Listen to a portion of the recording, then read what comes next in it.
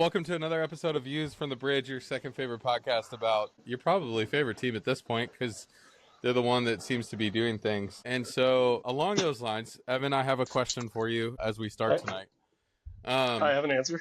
Are you a planner or are you a last minute procrastinator? This is actually, what's really funny? You've picked the best week to ask this because, and I'm going to use we loosely, my partner and I plan a Eurovision party every year. And by saying that, I'm actually surprised he's not staring daggers into me right now. He plans it. I go out and fetch some things, and then I just kind of look cute, and it happens around me. So I'm definitely like a last minute kind of guy. Okay. Well, the reason I asked that question is the Union seem to be last minute people as well. We have two games to talk about. Yeah, okay, that was good. And yeah, thank you. I thought that was great. I was like, where are you going with this? But I'll answer it because I don't, it's not fun playing no. No, yeah, you can't be like, no, you can't ask me a question. That's not right. fun. Like, how dare you talk to me? How dare you ask me these things? Yeah, what's wrong with you? This is a completely transactional soccer-related podcast. The Union moved on in the Open Cup. We talked about that last week, beating Indy 11, and then they like to leave things to the last minute apparently, and draw to the Columbus Crew on a last minute goal, and then win, and then they win last night on a last minute goal. So apparently that's what we do these days. That's just what we do, yeah. And let me tell you, if everyone was disappointed by the last minute goal we gave up to the Crew, myself included, I think we made up for it by not we played the worst half of soccer I think I've seen all year, and then followed that up with like the reason everyone's kind of scared by us at this point in the second half against LA. Because that game, like the second half of that game looked like, and I mean, for all intents and purposes, with Marco Royce not defending in the slightest, they do play with 10 men, but they looked like they were down a man for that second half. It was something. Let's start with Columbus. Any takeaways from the Columbus game? Yeah, like disappointing, I suppose, but fair. After this week, I'm convinced that Frankie Westfield could score 10 goals in a season. Mm-hmm. Every week I've seen him, it's hard to not just kind of keep saying the same thing about his performances so far, because he's been so good. And I think him and Baribo are two guys that you look at and go, why weren't they being used last year in any capacity? Yeah, I mean, frustrating to draw in that manner, but it's a point. It's fine. And then you made up for it, obviously, against LA. I don't know. What did you see in Columbus? Yeah, I mean, I think that's kind of what I thought. There wasn't all that many takeaways for me in that game of, hey, this is two really good teams playing good soccer. And, yes, it's a little bit disappointing the way you draw that game and giving up, a super late goal. But I didn't get to watch a ton of the game, but what I did get to watch, that's kind of what I thought. It was one of those, I was watching the Riverhounds and the Riverhounds finished and I flipped over to the Union, and immediately when I flipped over, Columbus scored, and I was like, all right, well, I guess I'm not watching the rest of it. Maybe if I didn't do this, it'd be fine.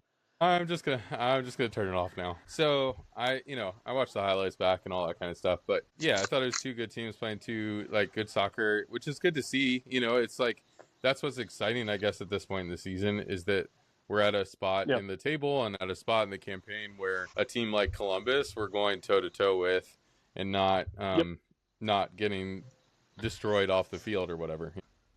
Yeah. And I mean, that's one of those where a draw against teams that you're kind of level with in the table is fine. Then you just have to hope they make more mistakes than you. And then, on Wednesday, yesterday, when we're recording this, like, all right, well, that's a draw for Columbus. Like, it worked out. Yeah. LA game, man, what a terrible... I mean, that's what Marco Royce is supposed to have been doing since he got here, and he finally did it.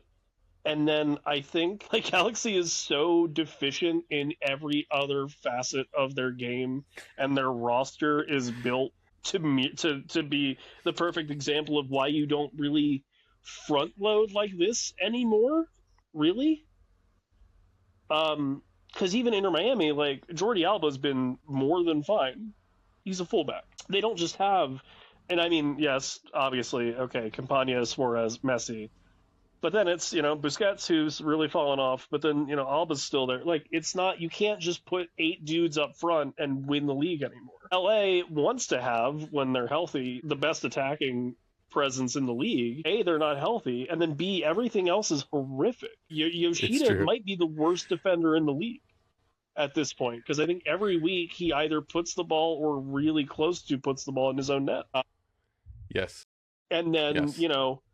Maybe welcome back to reality, John McCarthy. Which doesn't, like, I don't know.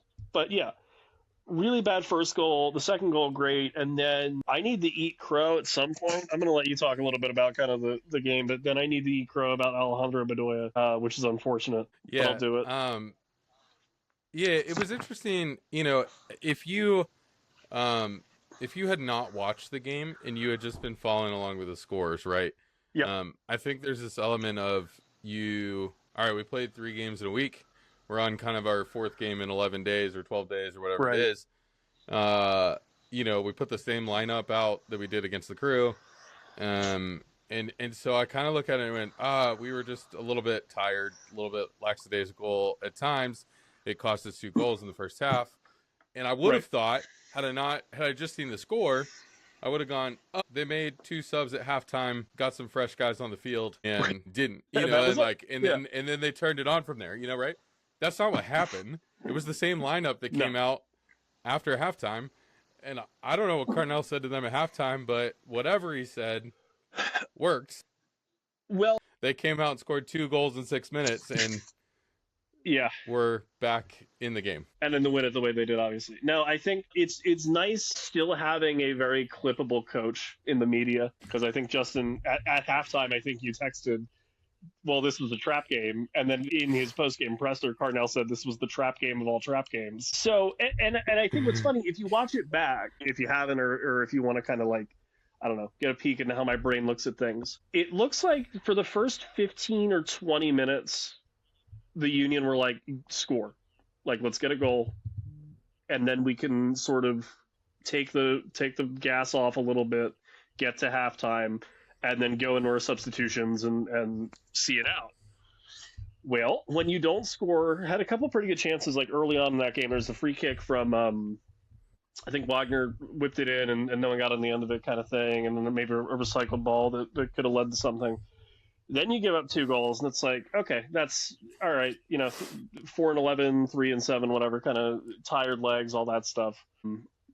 Then, I don't know what happens at halftime. And then, to his credit, I don't think there's ever been a manager that has had the luxury of bringing in a 15-year-old and a 38-year-old to play double pivot or whatever that was.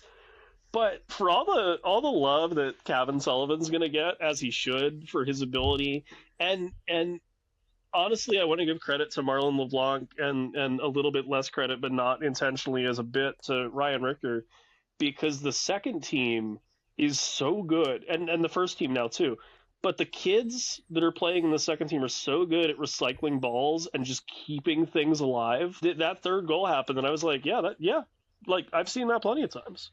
Not as dramatic as that, not with as good of passing as that, and not from a 15-year-old just playing a hell of a ball out wide. But that's what you have to do to like win these kind of gross games, and they're doing it. So Ale put together the best 30 minutes he's played in 3 years, unironically. And if that's what they figured out to keep him kind of relevant and impactful, that's crazy.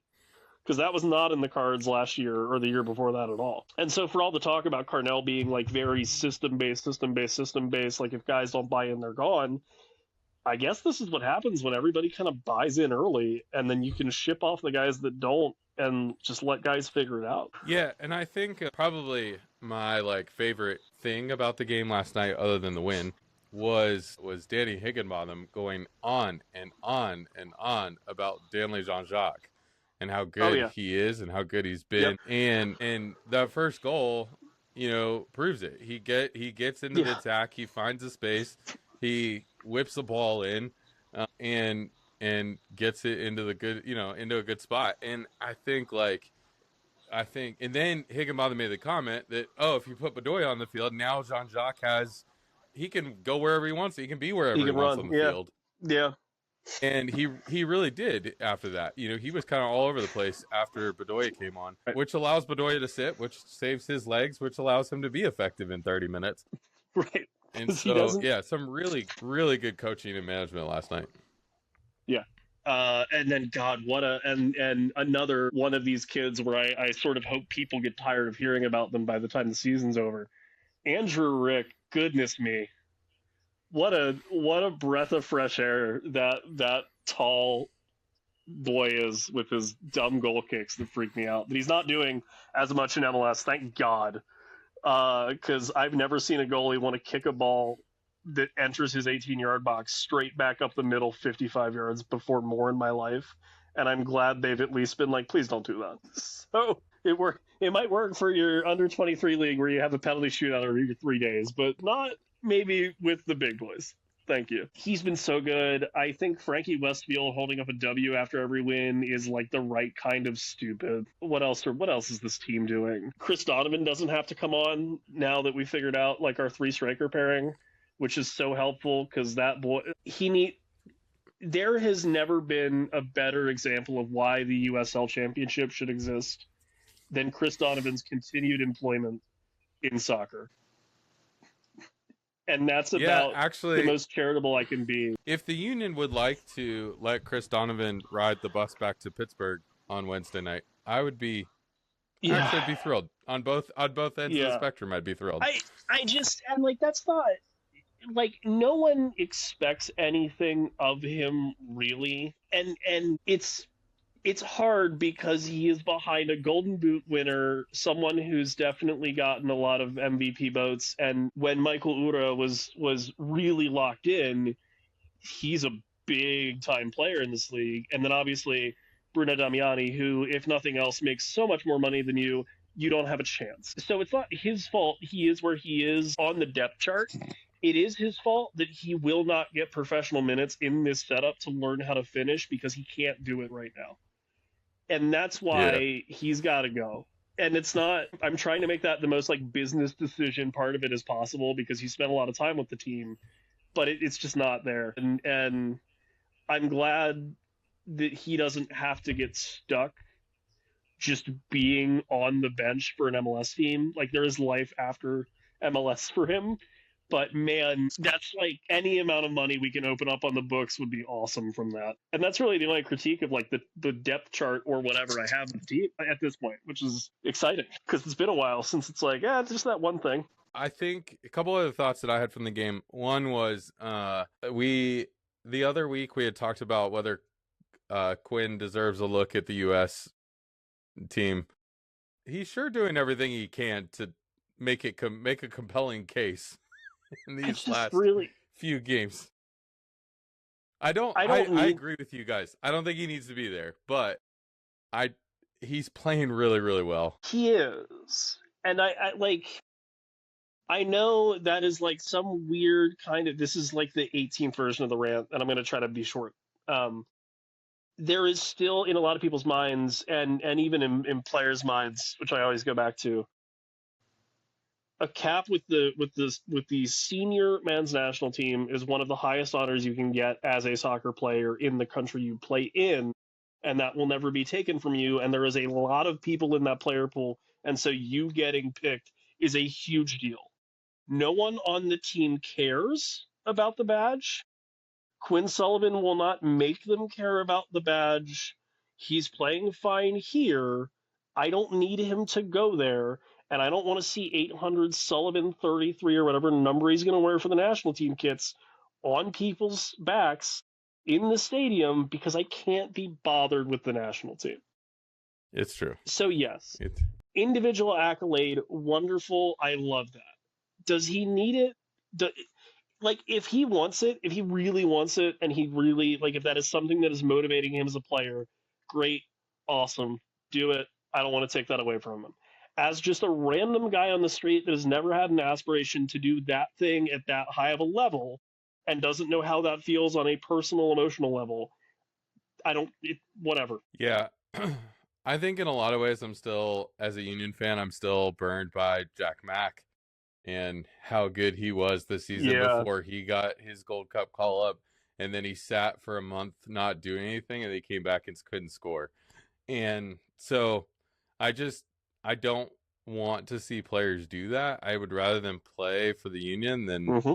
go and sit on the bench for the U.S. team. And so that's my like one fear there. But I just want to say I think Quinn is playing really good, and it was nice to get him a few minutes of rest last night and not make him go the full 90, and allow him to get off the field after 75. So that was good. I so my other thoughts come from the intellectual graveyard in which Reddit is. So I was flipping through Reddit today, saw a couple of different things. One was a Danish fan who obviously does not live here, but was I asking also about saw this post. This is the fun. fall off of Mikel Ure. Yes. I'm And glad I you thought both that was lurked this so Reddit just to get a pulse. I thought that was so interesting on the night that he gives the game-winning assist on what was a beautiful, creative, fun ball to get it Yep. over to Baribo's head. Not Is many the guys can hit day that that pass. somebody posted, why has Mikel Ure fallen off? Yeah, kind of on his most complete performance off the bet, maybe this year. But no, like I can. Okay, if you put yourself in the shoes of this man, who, for all intents and purposes, could be Michael Ure's cousin. I have no idea. We're not saying that that's a thing, but you know, we're I can't rule out familial relations here. But from looking at it outside in, if you've not followed his career after he left, the Danish league, if he goes down like a 30-minute a night guy off the bench who like his good performance is an assist from what he was like when he first came over here, I'd be like, oh, like that's weird. Um, I don't know that like I'm making a house call to. It would kind of be like, oh, what happened to Brendan Aronson now that he's in the Premier League?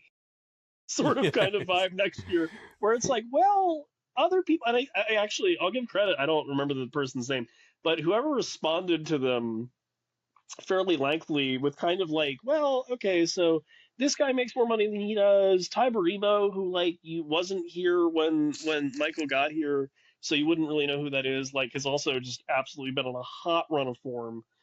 Um, like there's actual depth here, and not in just like a Julian Carranza kind of way. So credit to like people for actually being like very pleasant and explaining it well.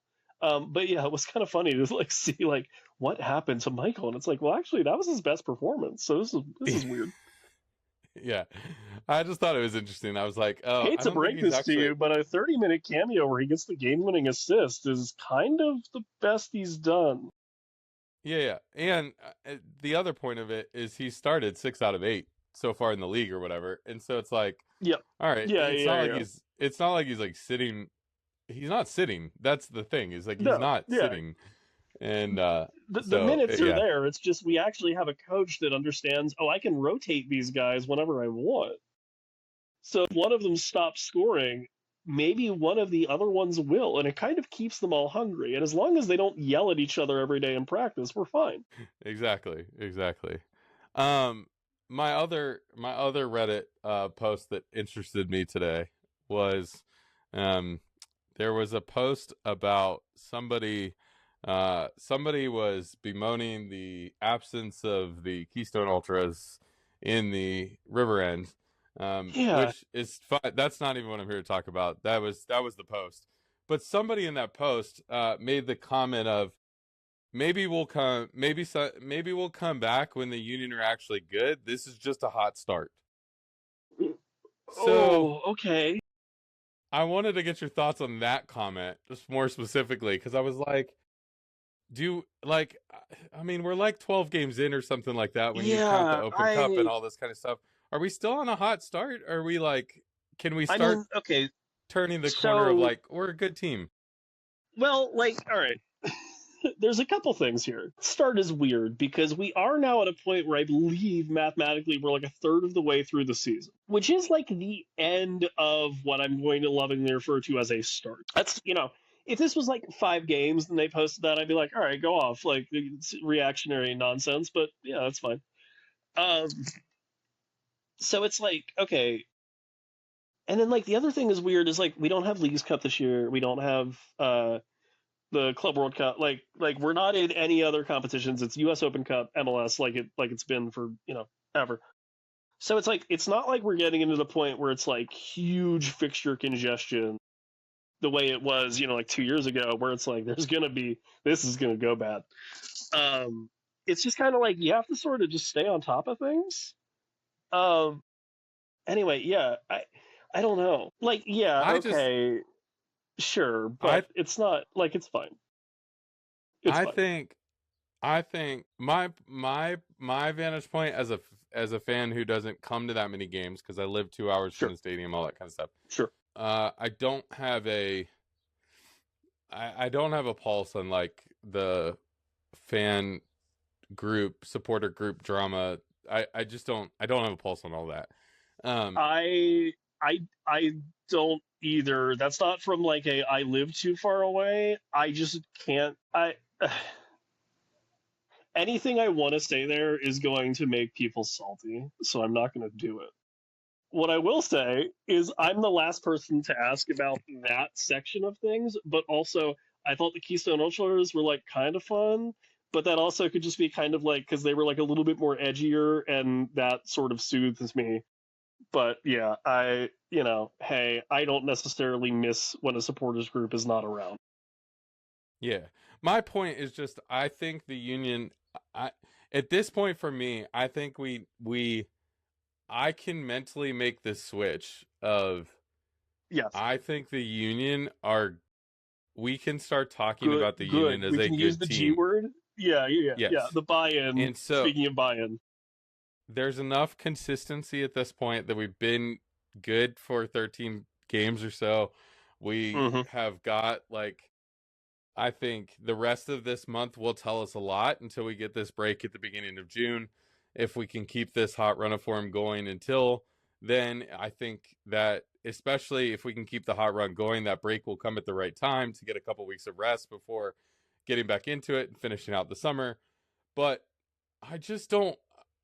I wanna think about my team as good and not be like, oh, well, last year sucked and this year's gonna suck. Luke, this is just like, it's like no. Okay, last year was bad, but there were some reasons last year was bad, and a lot of those reasons don't seem to be consistent with what's happening this year. So yeah, I imagine we'll talk at the same point next week, so it'll be after the Open Cup match, I would think. Yes. So in between then and now, we have Atlanta. That is away. Atlanta away on Saturday. And then obviously your Riverhounds, like literally your Riverhounds, midweek. And then I'm not going to talk about the rest of May, but it's also congested. So yeah, like to your point, I guess I'll ask the question this week, especially because it's you. What do you want for the Philadelphia Union out of Saturday, and then what would you like for the Philadelphia Union and using your head, and then out of the Pittsburgh Riverhounds using your heart, please, on Wednesday? Yeah, no, that's fair. I mean, the Atlanta game is kind of obvious for me. You've already beat them once; you need to beat them again. So it's like that's kind of cut and dry for me. All right, cool. You gotta win the game. The Open Cup one is a little bit hard for me because, like, I think it could be really good for either team to win the game, right? I think if the Union win, it continues to give them confidence. It gets them another round further. Hopefully, they don't have a whole lot of trouble with USL side that is struggling, but somehow beat NYCFC. And I think, yeah, it should be a pretty cut and dry game for the Union. And if it is, that's great, and I think the Union will be all the better for it. On the other side, I'm like, yeah, but it'd be really fun for the Riverhounds to win and like continue this kind of streak of being the only USL team in the competition, because MLS was really, really good against USL competition a couple weeks ago. So I'd like to see that too. I I think where the Riverhounds have a chance is just this congestion, because it's like it's not even Yeah, like it goes back to a once a week game, or once a weekend game after that. It's like you still have yeah. You another have midweek game Miami against Saturday, Toronto after that. and then Toronto Wednesday, and then the 31st, which I think is a Saturday again. You have Dallas. Yeah. Um, oh So it's yeah, still so going it's to be like a lot of rotation is still going to happen. I would imagine. Yeah. No, and yeah, to your point, Atlanta like beat them. It's hard. It's a weird field to play on. Like I think if they played on grass, that would not be a problem. But Brad Guzan continues to be an idiot, so uh, not like he's magically getting better. Um, He's to not? rebuttal about the yeah, oh no, he can't play 30 minutes a match, so he's not having an Ali Bedoya turn back the clock game, unfortunately, Uh, for Atlanta. To rebuff your point about Pittsburgh, I will just say you guys already got your paycheck for making it as far farther than anybody else in the lower divisions. Just take a dive. It's okay. You can buy another strip of weird turf with the check that you're getting from U.S. Soccer, or what, and that'll be that. Yeah, no, I think heavy rotation from the Union.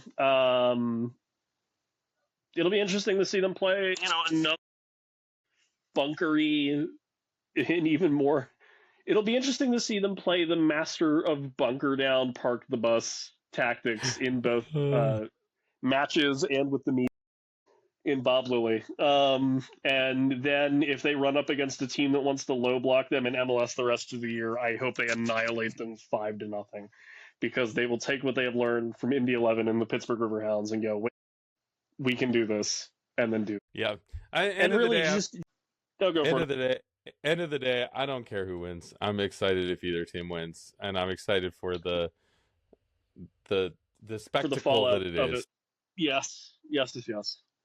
I will say, because I threatened to do this earlier today in the group chat, and if I forgot it, I would not have another platform to do it until next week. And I want to after some of the events this week to see a league where I think a lot of these big name players are being rushed back prematurely from injury, only to re-injure themselves. DC United, Christian Benteke.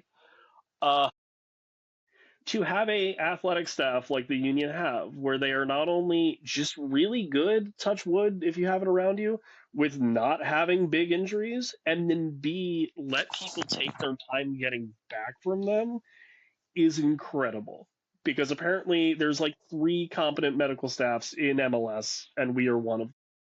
And so before they gear up for, I think, what is probably their roughest stretch of the season as far as games and days and dudes picking up tiny things and stuff like that, credit to our medical staff and all the guys and gals behind the scenes that keep those dudes that you see on the field every week in top shape and relatively healthy, because that is hard to do and very Yes. much an unsung and thankless job. So we thank them for doing that, for sure, because it's paying dividends already. Because you look at a lot of teams, St. Louis, DC, obviously LA Galaxy, that can't figure it out apparently,